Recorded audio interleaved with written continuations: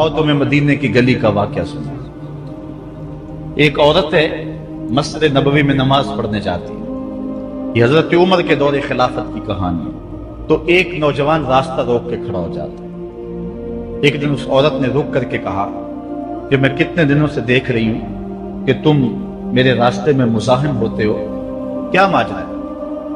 اس نے کھل کے بات کی کہ میں تیرا چاہنے والا ہوں اور تجھے حاصل کرنا میری زندگی کی معراج ہے، اور تیرے لیے آسمان سے تارے بھی توڑنے پڑے تو گریز نہیں کروں۔ اس نے کہا اچھا، میری ایک شرط ہے۔ اس نے کہا بتاؤ، جلدی بتاؤ، لب کھولو، میں ابھی پوری کر دوں گا۔ کہا نہیں، چھوٹی سی بات ہے، 40 دن تک حضرت عمر کے پیچھے نمازیں پڑھ لو، اس کے بعد 40ویں دن کی آخری نماز کے بعد اسی وقت میں تمہارا انتظار کروں گی، پھر جدھر کہو گے چل پڑیں گے۔ کہا ٹھیک، یہ کون سی مشکل بات ہوئی؟ 40 دن نمازیں پڑھنے سے اگر تو مل جائے تو میرے لیے کون سا یہ مشکل معاملہ ہے۔ 40 دن حضرت عمر کے پیچھے نمازیں چلتی رہی، دل کی دنیا تبدیل ہوتی رہی۔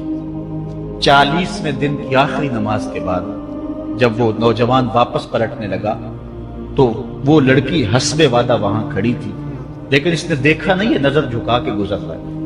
اس نے کہا جانے والے توجہ کر، میں تیرے لیے کھڑی ہوں۔ کہا خیر سے کھڑی رہو۔ عمر نے دل کا تعلق رب سے جوڑ دیا۔ اگر میرے پیچھے ایک بندہ 40 سال نماز پڑھتا رہے اور اس میں تبدیلی پیدا نہ ہو تو پھر مجھے شرم آنی چاہیے کہ نہیں آنی چاہیے؟ یار یہ تو میں ایک امام کی بات سنائی ہے، اور تمہیں دلی کے ایک مانگت کی کہانی سناؤں۔ دلی کی جامع مسجد کی سیڑھیوں پہ ایک مانگنے والا بیٹھا ہوا ہے۔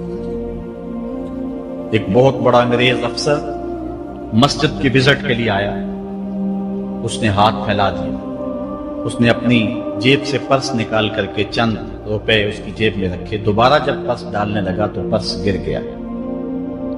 اس مانگنے والے نے وہ پرس اٹھا کے سنبھال لیا۔ خیر کچھ وقت گزرا، 1 سال کے بعد دوبارہ وہی افسر اس مسجد کی زیارت کے لیے، مسجد کو دیکھنے کے لیے، سیر کے لیے دوبارہ آیا تو فقیر نے پہچان لیا کہ یہ وہی ہے۔ اس نے کہا بابو جان ذرا 2 لمحوں کے لیے رکنا ہے۔ کہا کیا ماجرا ہے؟ کہا بس 2 لمحوں کے لیے۔ دوڑ کے گیا، اپنی کٹیا سے وہ پرس نکال کے لے آیا اور اس کے ہاتھ میں کہا کہ پچھلے سال آپ آئے تھے، آپ کا یہ پرس گر گیا تھا آپ کی جیب سے، میں ڈھونڈتا رہا لیکن آپ نہیں مل پائے، میں نے سنبھال کے رکھا تھا کہ شاید دوبارہ کبھی ملیں تو میں ان کو دے دوں گا۔ اس کی آنکھیں پھٹی کی پھٹی رہ گئی۔ اس نے کہا جو ٹگا ٹگا مانگ رہا ہے، اتنا قیمتی پرس اور اس میں اتنی رقم، وہ آسودہ زندگی گزار سکتا تھا تو یہ پرس واپس کیوں کر رہا ہے؟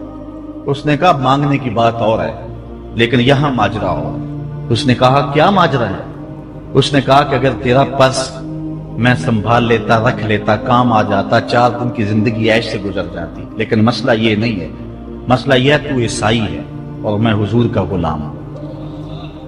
کل قیامت کے دن اگر تیرے نبی حضرت عیسیٰ نے میرے نبی کے سامنے شکایت لگا دی کہ آپ کے امتی نے میرے امتی کا پرس چرایا تھا، تو پھر میرے نبی کو تیرے نبی کے سامنے شرمندگی اٹھانی پڑے گی۔ تو میں مانگت ضرور ہوں، بے غیرت نہیں ہوں کہ اپنے نبی کو تیرے نبی کے سامنے شرمندہ کروں۔ یہ تو مانگتوں کی کہانی ہے، آج تو بادشاہ لوٹ رہے ہیں، آج تو پیٹ بھاری نہیں رہے ہیں اور ہم کہتے ہیں ٹکڑے ٹکڑے کر دیں گے، یہ زبانی دعوے ہیں، جمع خرچ ہیں۔ ایسا نہیں ہوگا، آؤ اپنے اندر تبدیلی پیدا کریں۔ ہم اپنی ماضی کی تاریخ پڑھتے ہیں تو حیرت زدہ ہو جاتے ہیں، لوگوں میں کتنی اخلاقی بلندی تھی، آج ہمارے اخلاق لٹ گئے، آج ہمارا کردار نہیں رہا، ہم مدینے کی گلی میں پھر دوبارہ چلتے ہیں۔ حضرت عمر رضی اللہ تعالیٰ عنہ کا دربار لگا ہے، ایک شخص کو پکڑ کر لوگ لے آتے ہیں، ایک شخص نے ہمارے باپ کو قتل کر دیا۔ حضرت عمر رضی اللہ تعالیٰ عنہ نے پوچھا کیا ماجرا ہے بھائی؟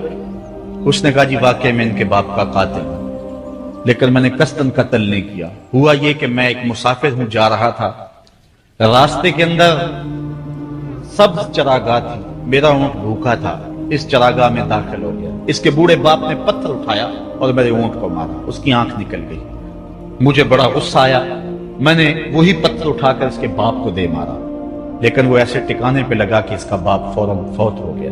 میرا قصد اور ارادہ نہیں تھا، لیکن बहरहाल मैं इस बात का इकरारी हूं कि मैंने इसके बाप को कत्ल कर दिया है। आप जो हुक्म सुनाएं मैं उसको कबूल करूंगा, लेकिन मैं एक मोहलत मांगता हूं कि मेरे दोस्त, मेरे भाई की कोई रकम मेरे जिम्मे है, मेरे पास उसने अमानत रखी हुई है और वो मुझे पता है कि मैंने कहां छुपा के रखी हुई है। अगर आप फैसला कर देते और मेरी गर्दन काट दी जाती है तो वो अमानत जो मैंने रखी हुई है संभाल करके, मेरे अलावा कोई जानता भी नहीं है, तो वो उस तक कौन पहुंचाएगा।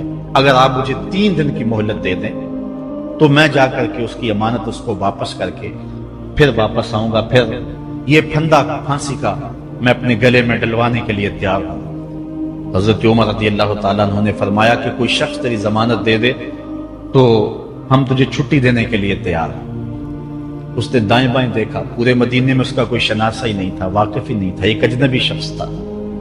हजरत अबू ज़र गफारी खड़े हो गए, कहा हजरत उमर मैं इसकी जमानत देता हूं। जमानत दे दी गई, वो चला गया।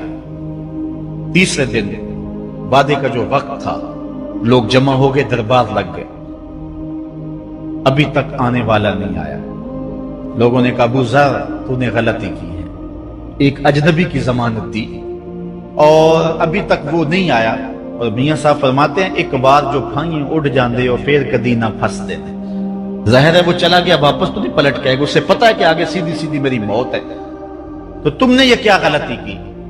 खैर आपने फरमाया कि अगर वो ना आया तो ये फांसी का फंदा मेरे गले में डाल लेना, लेकिन बहरहाल मैंने उसकी जमानत दी। कुछ अरसा बीता कि दूर से गर्दो गबार उड़ता हुआ दिखाई दिया। जब सूरत वाज़ेह हुई तो वही शख्स था। हजरत उमर फारूक रज़ी अल्लाह ताला अन्हु के दरबार में खड़ा होकर कहने लगा हजरत किसी वजह से ताखीर से पहुंचा हूं, माजरत चाहता हूं, अब जो हुक्म है पूरा कीजिए। हजरत उमर रज़ी अल्लाह ताला अन्हु उसके फांसी के अहकामात जारी कर चुके थे। आपने फरमाया कि अबू ज़र ये बता कि तूने इसकी जमानत कैसे दी जब तू इसे जानता नहीं था। तो सुनो हजरत अबू ज़र गफारी ने क्या कहा, एक अजनबी मेरे मोहम्मद के मदीने में पनाह मांग रहा था और उसने चारों समत देखा और कोई शख्स नहीं था जो उसको अमान देता और उसकी जमानत देता, तो मैंने इसलिए जमानत दे दी कि ना भी आया तो अपनी जान चली जाएगी। कल को ये तो नहीं कहेगा कि मोहम्मद के मदीने में किसी ने जमानत मांगी थी, पूरे शहर में कोई जमानत देने वाला नहीं था। उसको कहा कि इन्होंने तो जमानत दे दी, मियां अब तू बता कि तू चला गया था, तुझे जानता कोई नहीं था, ना पलट के आता तो तुझे कोई पूछने वाला नहीं था, तो तूने ये दोबारा मौत के मुंह में क्यों अपना सर रखा है। तो उसने कहा कि मैंने कहा कि एक अजनबी की जमानत ऐसे शख्स ने दी है जो मुझे जानता भी नहीं है, और अगर मैं ना गया तो लोग कयामत तक अजनबियों पर भरोसा नहीं करेंगे कि अजनबी यूं सलूक किया करते हैं। तो हजरत उमर रज़ी अल्लाह ताला अन्हु उसके फांसी के अहकाम जारी किए। तो जिनके बाप को कत्ल किया था वो बेटे खड़े हो गए, कहने लगे तारीख की कालक हम अपने मुंह पे मलेंगे, हम भी अपने बाप के कातिल को माफ कर देते हैं। ये हमारी तारीख है, ये हमारी कहानी है। लेकिन आज हम किस जगह पे खड़े हैं और क्या हमारी सूरत हाल है, ना हमारा किरदार रहा और ना हमारा कोई तशख्खुस रहा। आज हमने अपना तशख्खुस भी मिटा के रख दिया, अपने तर्ज जिंदगी भी बदल दी, ना हमारी बातन की वो रोशनी रही, ना ज़ाहरी वो सूरतें रही कि हम पहचाने जाएं कि हुजूर के गुलाम हैं, बल्कि आज भांत भांत की बोलियां बोल रही। इकबाल ने क्या कहा था, अपनी मिल्लत पर क़यास कवा में मगरब से न कर, खास है तरकीब में तुझे कौमे रसूल हाशमी। बल्कि आज फैशन के तौर पर यह कहा जाता है जी आजकल दीन पर चलना बड़ा मुश्किल है। ये आप भी सुनते होंगे, लोग कहते हैं जी आजकल दीन पर चलना बड़ा मुश्किल है। ये कौन कह रहा है?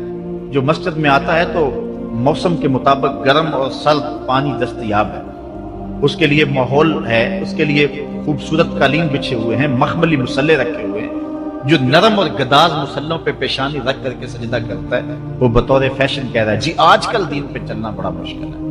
मैं इसके जवाब में कहा करता हूं, मियां तेरे लिए मुश्किल है या करबला वाले हुसैन के लिए मुश्किल था? उन्होंने तो नहीं कहा कि दीन पे चलना मुश्किल है। तेरे लिए मुश्किल है दीन पे चलना, यह हजरत बिलाल हबशी के लिए मुश्किल थी, जिन्होंने तपती हुई रेत पे सजदे किए। گلے میں رسا ڈال کر کے گھسیٹا گیا اور انہیں پاؤں میں زنجیریں ڈال کر کے مکے میں کھینچا گیا، ہاتھوں اور پاؤں میں میخیں ٹھونک دی گئی، چکی پسرائی گئی، لیکن بلال ہے کہ آگے مسکرا رہے ہیں۔ کسی نے گزرتے ہوئے کہا بلال عجیب تماشا ہے، عجیب کہانی ہے کہ وہ تمہیں مار رہے ہیں اور تم آگے سے مسکرا رہے ہو۔ تو سنو حضرت بلال نے کیا جواب دیا۔ حضرت بلال فرمانے لگے میاں تم جاؤ نا بازار میں مٹی کا برتن بھی خریدنے، تو اس کو بھی ٹھونک بجا کے دیکھتے ہو کہیں کچا تو نہیں ہے، اس کی آواز تو خراب نہیں ہے۔